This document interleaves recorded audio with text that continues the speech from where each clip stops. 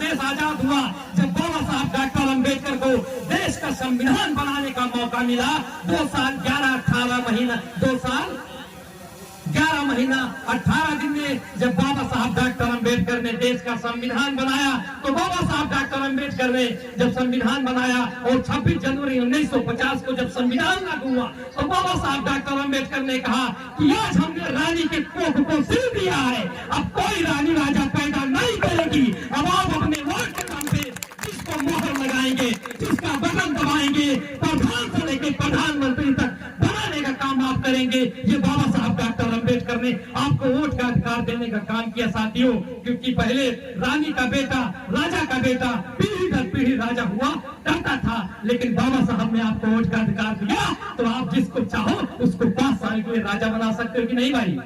है ना?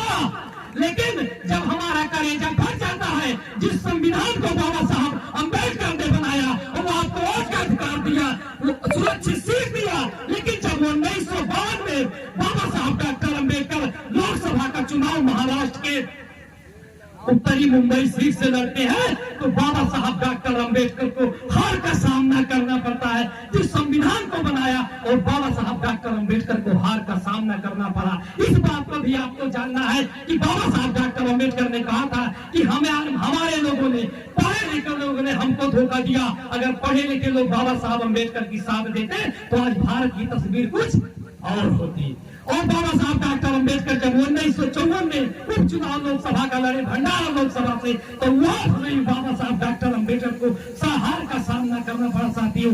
जिन्होंने आपको सब कुछ दिया वो बाबा साहब डॉक्टर अम्बेडकर लोकसभा में चुन के कभी नहीं जा पाए, और उदय के सचिव को, नारायण कजरोलकर को लड़ा करके बाबा साहब डॉक्टर अम्बेडकर को हराने का काम किया गया था। तो आपको उससे भी सावधान रहना है, क्योंकि हमने कहा है, बाबा साहब डॉक्टर अम्बेडकर ने कहा कि हम मूर्तियों में नहीं है, हम किताबों में हैं। हमारा चित्र मत पूछो, हमारे चरित्र को जानो कि हम क्या चाहते हैं। जिस संविधान में 8 अनुसूचियां, 22 भाग, 395 अनुच्छेद जो बाबा साहब डॉक्टर अम्बेडकर ने हिंदू कोड बिल पास कराया, और हमारी माताएं बहनें जान ले, ये माताएं बहनों जान लो आप लोग कि आजादी के पहले अगर किसी महिला का पति मर जाता था तो उसका धन दौलत उस पत्नी को नहीं मिलता था। अगर महिला का पति जुगारी हो जाए, शराबी हो जाए, साधु हो जाए, पानी दो भाई, तो फिर उस महिला को दूसरा शादी करने का अधिकार नहीं था। आपको एसपीटीएम कप्तान बनने का अधिकार नहीं, को सम्मान दिया। ये अगर किसी की देन है तो बाबा साहब डॉक्टर अम्बेडकर की देन है।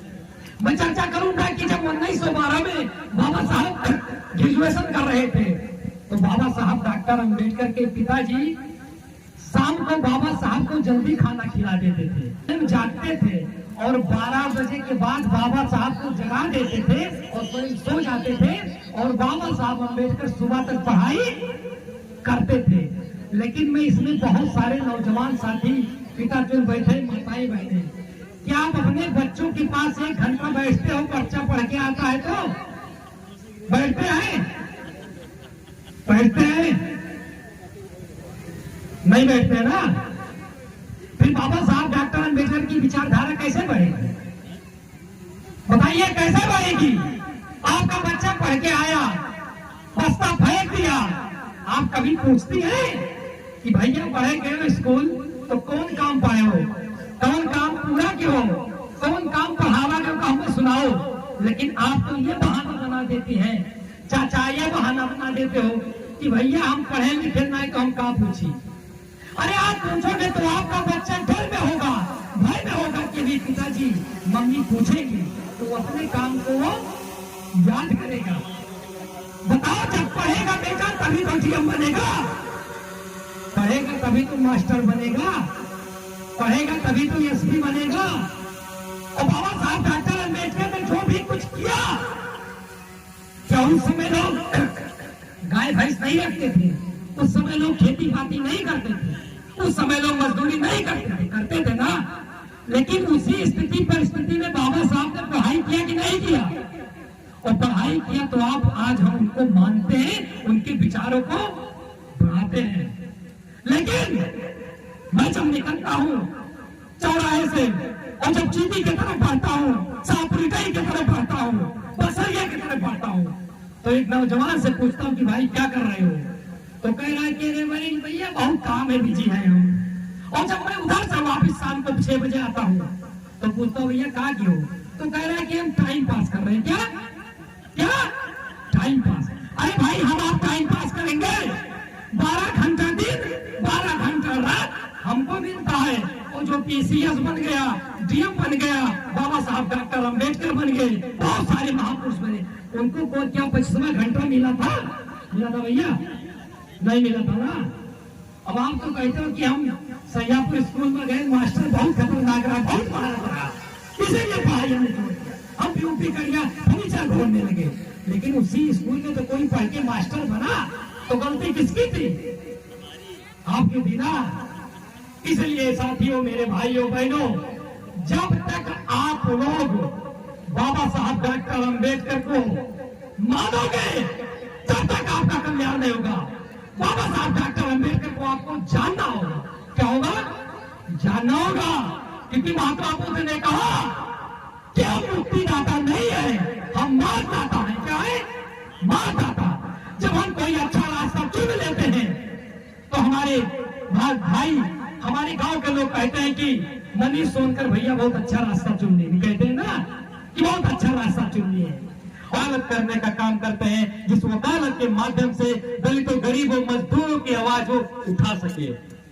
और बाबा साहब डॉक्टर अंबेडकर 1924 में अंग्रेज सरकार में विधान परिषद सदस्य नियुक्त किए जाते हैं। और जब बाबा साहब डॉक्टर अंबेडकर को 1927 में जब विधान परिषद सदस्य में जब उस सदन में बजट में बोलने का मौका मिला, तो बाबा साहब डॉक्टर अंबेडकर ने सबसे पहले आपके हक अधिकार उठाने का काम किया और अंग्रेज सरकार से पूछा कि मैं आपसे पूछना चाहता हूं कि जब आप इस देश में नहीं आए थे तो दलितों, गरीबों का क्या हाल था? क्या जब आप आए तो दलितों को पढ़ने का अधिकार मिला, गरीबों को धन दौलत रखने का अधिकार मिला, जमीन रखने का अधिकार मिला? अंग्रेज जवाब नहीं दे पाते हैं। और भारत में एक बेगारी व्यवस्था थी। बेगारी मतलब जब राजा महाराजा हुआ करते थे, जब हमारे भाई बच्चों से काम कराते थे और उनकी मजदूरी भी नहीं देते थे। बाबा साहब डॉक्टर अंबेडकर साहब ने सदन में आवाज उठाया कि आज बेगारी व्यवस्था बंद होनी चाहिए, क्योंकि बेगारी व्यवस्था भारत के मूल निवासियों की स्थिति को बहुत दयनीय कर दिया है।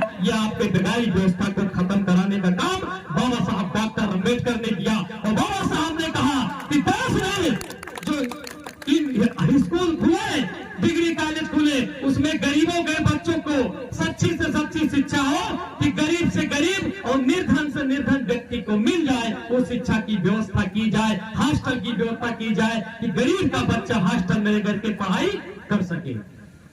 और साथियों, आपके यहाँ ऐसे तमाम कार्य थे। जो हमारी माताएं बहनें हैं जो मजदूरी करती थी, जो प्रवास पिया होता था, उनको छुट्टी नहीं मिलता था। बाबा साहब डॉक्टर अंबेडकर ने आपकी आवाज उठाई कि महिलाएं जब प्रवास पिया में हो तो उनको छुट्टी दिया जाए। ये बाबा साहब डॉक्टर अंबेडकर ने आवाज उठाई आपके लिए। और साथ साथ कहा कि देश में जो नशाखोरी है, इस नशा से देश का नौजवान खराब हो रहा है, बिगड़ रहा है, देश की उन्नति रुक रही है। अगर सरकार का इस नशाखोरी से कितना भी फायदा क्यों ना हो, लेकिन नशाखोरी, ये दारू शराब बंद होना चाहिए। जैसे आज के समय में हर मोहल्ले में दारू की भट्टियां बढ़ रही है, खोली जा रही है, जिससे गरीब मजदूर नौजवान का बच्चा उसमें फंस के पिस रहा है। ये बाबा साहब डॉक्टर अंबेडकर ने आपकी आवाज उठाई साथियों 1927 में। और जब भारत में ब्रिटेन सरकार ने भारत की यथास्थिति की जानकारी करने के लिए,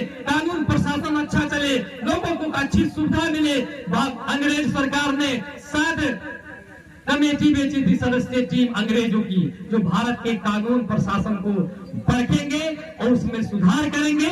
कुछ अच्छा होगा तो जोड़ा जाएगा। जब भारत में साइमन कमीशन आया तो साइमन कमीशन, उसमें जो उसके अध्यक्ष थे सर जॉन साइमन, इसलिए साइमन कमीशन उसका नाम पड़ा। और जब साइमन कमीशन भारत में आया तो बाबा साहब डॉक्टर अंबेडकर ने अपने लोगों को बताया सबको कि जब साइमन कमीशन आपके गांव में आएगा तो आपको बताना है कि हमको पढ़ने का अधिकार नहीं है, हमें नौकरी का अधिकार नहीं है, हमें जमीन खरीदने का अधिकार नहीं है। जब साइमन कमीशन आया तो आप लोगों ने अपनी बात को उठाया और साइमन कमीशन ने अपने उसमें नोट किया और तमाम ऐसे बातें आई, उस पर हम चर्चा नहीं करेंगे कि जब चर्चा करेंगे तो लंबा समय लग जाएगा। साइमन कमीशन कई घर पे गया था और उनको लोगों को भड़काने का काम किया था। ये बाबा साहब डॉक्टर अंबेडकर ने फिर भी दलितों और पिछड़ों के आरक्षण की सुविधा संविधान ने किया था। लेकिन जब साइमन कमीशन आया, गोलमेज सम्मेलन 30-31-32 में बुलाया गया, जिसमें भारत के 189 प्रतिनिधि गए थे, जिसमें 73 प्रतिनिधि भारत के थे और 16 प्रतिनिधि अंग्रेज सरकार के थे। उस गोल में सम्मेलन में सबको अपने अपने विचार रखने थे, सबके विचार नोट होने थे कि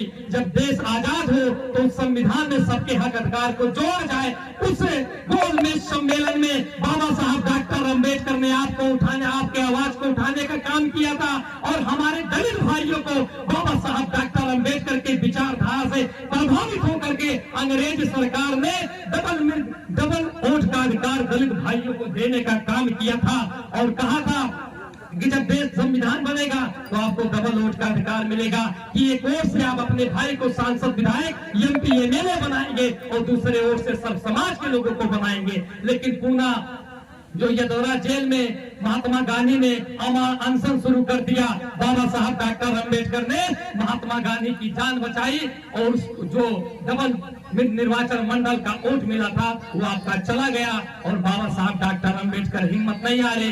और देश में साथियों और आगे आज बात बढ़ी, देश में एक साहूकार व्यवस्था थी। साहूकार व्यवस्था को आप समझिए कि अगर आपको 1000, 2000, 500 की जरूरत लगती थी तो जो आपके क्षेत्र में बड़े लोग थे, जमींदार थे, आप जो आपके पास थोड़ा बहुत धन दौलत था उसको आप गिरवी रख देते थे और वो लोग आप उसका ब्याज नहीं चुका पाते थे, वो आपके धन दौलत को हड़प लेते थे। और बाबा साहब डॉक्टर अंबेडकर ने 1 अप्रैल 1935 को रिजर्व बैंक ऑफ इंडिया की स्थापना करके कहा कि अगर आपको लोन कर्जा चाहिए तो आप बैंक से लेंगे, अगर आपको कर्जा चाहिए तो आप बैंक से लेंगे और आपको अगर पास पैसा है तो आप बैंक में जमा करेंगे। साहूकार व्यवस्था से आपको आजाद कराने का अगर किसी ने काम किया तो बाबा साहब डॉक्टर अंबेडकर ने किया।